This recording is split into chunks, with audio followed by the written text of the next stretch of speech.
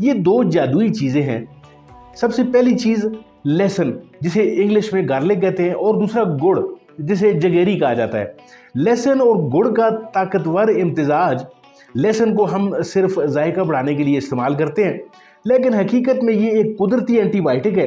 ये दिल की सेहत के लिए बेहतरीन है, जो शरीयानों में जमी हुई चर्बी और कोलेस्ट्रॉल को ख़त्म करता है और हार्ट अटैक के ख़तरे को कम करता है।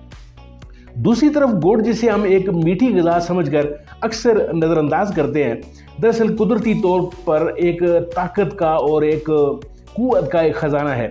ये जिस्म से जहरीले मादों को निकालता है और वाफर मिकदार में आयरन की बदौलत खून की कमी तेज़ी से दूर करता है। अगर आप थकन महसूस करते हैं या कमज़ोरी आपका पीछा नहीं छोड़ रही, तो उसकी वजह सिर्फ अंदरूनी गैर फ़ाली है। ये सादा इम्तिजाज आपके जिस्म में एक नई तवानाई भर सकता है।